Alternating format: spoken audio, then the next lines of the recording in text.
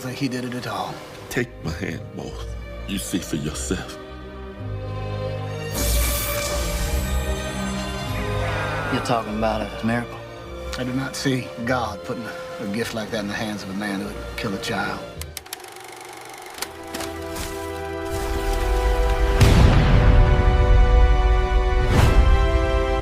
Hey guys, welcome back to the Pop Corner and welcome back to the episode number 10 of Cult Classic Sundays, my series where I watch a cult classic movie every Sunday for the very first time, recommended by you guys, and I share my thoughts about it with you guys in my videos.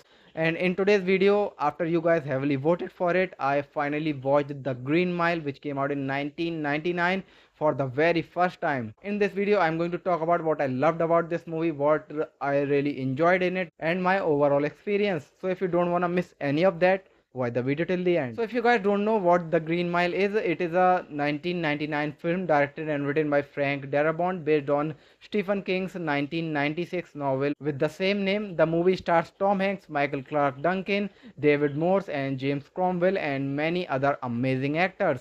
The story follows Paul Edgecomb, the head guard of a death row prison block known as the Green Mile. One day, a huge inmate named John Coffey arrives after being sentenced for the murder of two young girls. But as Paul gets to know him, he slowly realizes that John Coffey might not be the monster that everyone believes that he is. So with that said, let's jump right into my thoughts.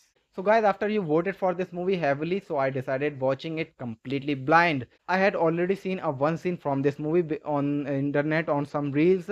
It was the climax scene of the movie, and I didn't knew the context of it, so because of that I didn't knew what is going on, and because of that I honestly thought this movie is going to be something like the Shawshank Redemption, because both movies sets in a prison, but I was completely wrong.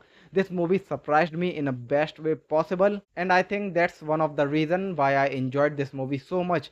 Going into it without knowing anything about it made every twist and every emotional moment hit even harder. If we talk about what I loved in this movie, it has to be the characters. The first half of the movie is like an emotional roller coaster ride. One moment you are laughing, the other moment you are angry, and the next moment you are crying, and this goes on and on again and again in the first half of the movie. Then comes the second half, where nothing huge is happening on the screen. There are no massive action scenes or explosions, but somehow you are still at the edge of your seat because everything happening is just so interesting. Every single character feels important, whether it's Paul Edgecomb, John Coffey or Percy Wetmore. By the way, I hated Percy so much, but that's actually a compliment because Doug Hutchison played that role so well that every time he came on screen I wanted someone to punch him. And then there's my favorite character, Mr. Jingles. I think it's safe to say that Mr. Jingle has officially become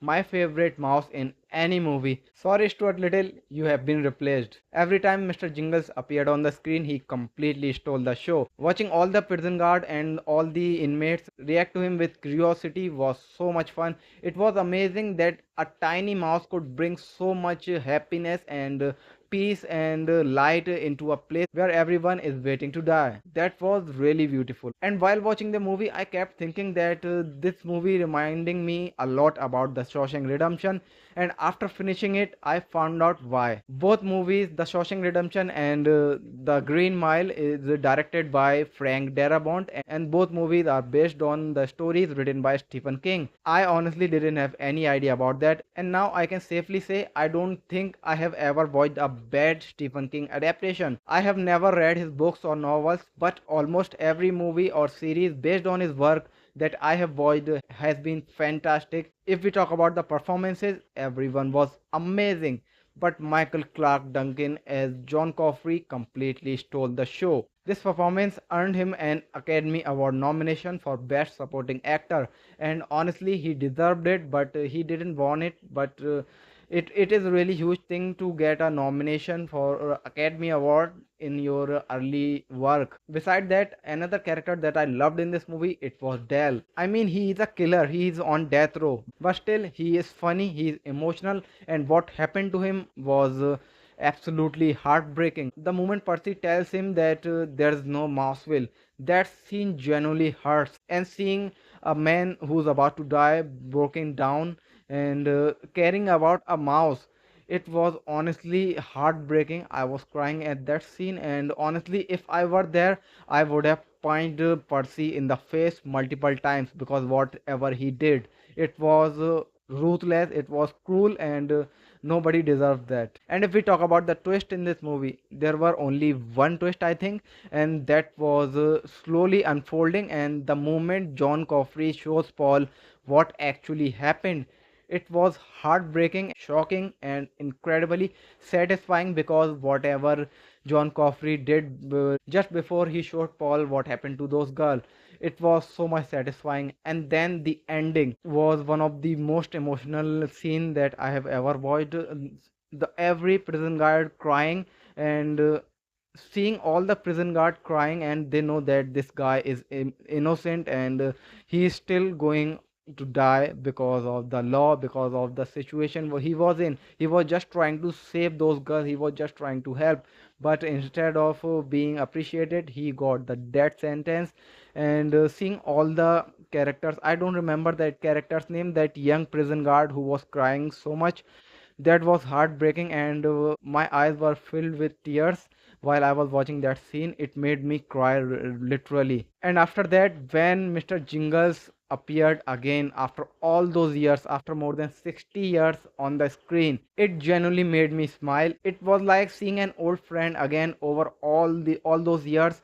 It was absolutely amazing. It was like these two characters had a bond. Paul and Mr. Jingles are now have kind of a relationship, because they have seen so much and they are so old. Mr. Jingles is over 60 years old, because of whatever John Coffey did to him and did to Paul. They lived a long life and they are still alive. That was really overwhelming, and that was really heartwarming scene, and it was really amazing. It was beautiful.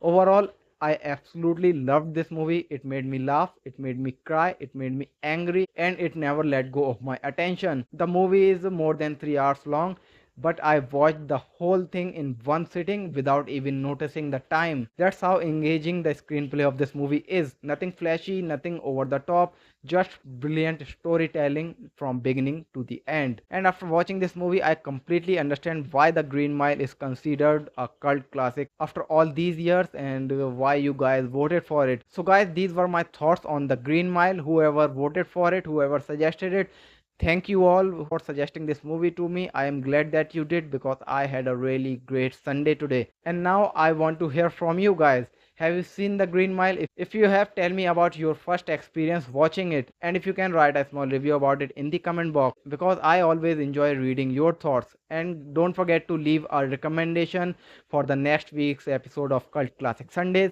So guys, that's all in this video. I'll see you in the next one. Till then, take care.